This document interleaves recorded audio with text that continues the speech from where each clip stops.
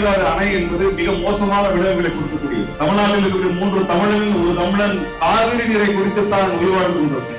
சென்னை காவிரி நீரை தனது குடிநீராக வைத்துத்தான் பிழைத்துக் கொண்டிருக்கிறது. சென்னையினுடைய ஆதாரம் காவிரி நீராக இருக்கிறது. அது தமிழ்நாட்டின் நகரங்களினுடைய பொருளாதாரத்திற்கு ஆதாரமாக இருப்பதும் இந்த காவிரி நீர் தான். டெல்டாவினுடைய விவசாயத்திற்கு ஆதாரமாக இருப்பதும் இந்த காவிரி நீர் தான். கொங்கு மண்டலத்தின் வளர்ச்சிக்கும் ஆதாரமாக இருப்பதும் இந்த காவிரி நீர் தான். சென்னை நகரத்தின் வளர்ச்சிக்கு காரணமாக இருப்பதும் இந்த காவிரி நீர் தான். அப்ப காவிரி நீரை நாம் பாதுகாக்கவில்லை என்றால், காவிரியிலே நம்முடைய உரிமையை நாம் மீட்டெடுக்கவில்லை என்றால் தமிழ்நாட்டின் எதிர்காலம் இருண்டு போய்விடும். அது காவிரி என்பது ஏதோ டெல்டாவில் இருக்கக்கூடிய அந்த விவசாயிகள் பிரச்சனை என்று சொல்லவில்லை.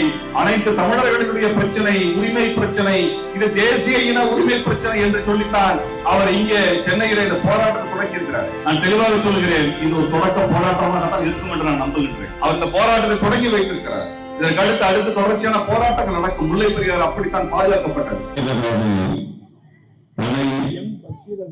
தமிழ்நாட்டினுடைய எதிர்காலத்தை நாசப்படுத்திவிடும் என்கின்ற எச்சரிக்கை மணியை அளிப்பதற்காக தமிழ்நாட்டு மக்களை போராட்ட களத்திற்கு அணியப்படுத்துவதற்காக ஒரு போர்க்குழுவை ஐயா வைகோ அவர்கள் எழுப்பியிருக்கிறார்கள்.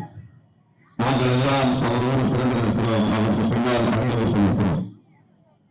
இங்கே மேடையில் இருக்கக்கூடிய பெரும்பாலான தலைவர்கள் அரசு அடக்குமுறையினால் கைது செய்யப்பட்ட பொழுது, குண்டர் சட்டங்களிலே, தேசிய பாதுகாப்பு சட்டங்களில் நாங்கள் எல்லாம் சிறைப்பட்ட பொழுது எங்களுக்காக குரல் கொடுத்த முதல் குரல் ஐயா வைகோ. அந்த வகையில் பார்த்தோம் என்றால் இங்கு மேடையில் இருப்பவர்கள் எல்லாம் அவருடைய போராட்டத்தினுடைய தளபதிகளாக அவரோடு இன்றைக்குமே உணர்ந்தக்கூடியவர்கள். தமிழ்நாட்டில் அரசியல் செய்வதற்கு நிறைய வாய்ப்புகள், கூட்டணிகள் இருக்கின்றன. ஆனால் மக்கள் பிரச்சனைக்கு போராடுவதற்கு என்று ஒரு தலைவர் இருக்கிறார், அவர் ஐயா வைகோ அவர்கள் மட்டும்தான். என்றால் முல்லை பெரியாருக்கு அவர் அன்றைக்கு குரல் கொடுக்கவில்லை என்றால் தமிழ்நாடு எழுந்திருக்கார். அந்த 5 மாவட்டங்களினுடைய எதிர்காலத்தை பாதுகாத்த பெருமை ஐயா வைகோ அவர்களுடைய. அதே போல ஹைட்ரோ கார்பன் திட்டம், அதற்கு முன்பாக மீத்தேன் திட்டம், இந்த இரண்டையும் எதிர்த்த ஒரு பெரும் பரப்புரையையும் அணிதிரட்டலையும், அதாவது பெரும் கட்சிகளை மட்டுமே வைத்துக் கொண்டு அவர் இந்த மக்கள் திரள் போராட்டங்களை நடத்துவதில்லை. மக்களுக்காக போராடுகின்ற அமைப்புகள், சிறு சிறு அமைப்புகளாக இருந்தாலும் சரி, தலைவர்களாக இருந்தாலும் சரி, சிந்தனையாளர்களாக இருந்தாலும் சரி, அறிவையும் போராட்ட உணர்வையும் ஒரு சேர இணைக்கக்கூடிய ஒரு பெரும் கூட்டமைப்பை உருவாக்குகிறார். தமிழ்நாட்டில் ரொம்ப முக்கியமானது அதுதான். அது போலத்தான் டெல்டாவிலே அந்த ஹைட்ரோ கார்பன் மீத்தேன் திட்டத்தில் இருந்து அந்த டெல்டாவை பாதுகாக்கக்கூடிய அவர் போராட்டம் வெற்றிகரமான போராட்டமாக மாறியது. அதற்கு அடுத்தபடியாக நியூட்ரினோ திட்டம், நியூட்ரினோவை நம்மால் தடுத்து விட முடியாது என்கின்ற கவலை எங்களுக்கெல்லாம் இருந்த பொழுது, அதே போல தமிழ்நாட்டின் பல்வேறு மூலைகளில் இருந்த அமைப்புகளை எல்லாம் ஒன்று திரட்டி வட இந்தியாவில் இருக்கக்கூடிய போராளிகளை எல்லாம், மேதா பட்கரை போன்றவர்கள் எல்லாம் அழைத்து வந்து அந்த பிரச்சனையை மக்களிடத்தில் கொண்டு போய் சேர்க்கக்கூடிய பெரும் நடைமுறைகளை நடத்தி அண்டை மாநிலத்துக்கு சென்று அவருடைய ஆதரவையும் வாங்கிக் கொண்டு அந்த திட்டத்தை தடுத்து நிறுத்தினார் என்றால், அப்படிப்பட்ட ஒரு போராட்டத்தை தமிழ்நாட்டில் யாரும் நடத்திவிட முடியாது. ஐயா வைகோ அவர்கள் தான் அதை நடத்தினார். அதே போல 3 தமிழர் தூக்கினை ரத்து செய்வதற்காக கிட்டத்தட்ட 15 ஆண்டுகளுக்கு முன்பு இதே இடத்தில் ஒரு எழுச்சியான ஒரு ஆர்ப்பாட்டத்தின் மூலமாக அவர் மேடையில் நின்று குரல் கொடுத்தார். மாநில அரசு இவர்களது தூக்கை ரத்து செய்வதற்கான அனைத்து உரிமைகளும் இருக்கிறது என்று சட்ட பிரிவுகளை எடுத்து சொன்னார். அதன் கீழாகத்தான் அவர்களுக்கான தூக்கு என்பது ரத்தானது என்பதை நாம் மறந்துவிட முடியாது. இப்படி ஒரு பெரும் போராட்ட வரலாறு, இந்த பெரும் போராட்ட வரலாறு மீண்டும் ஒரு உயிர்ப்புடன் இன்றைக்கு மறுபடியும் மேடையிலே நாங்கள் எல்லாம் ஏறி நிற்கிறோம். எங்களை எல்லாம் இந்த போராட்ட களத்திற்கு அழைத்து வந்திருக்கிறார்கள். ஏனென்றால் இந்த மேகதாது அணை என்பது மிக மோசமான விளைவுகளை கொடுக்கக்கூடியது.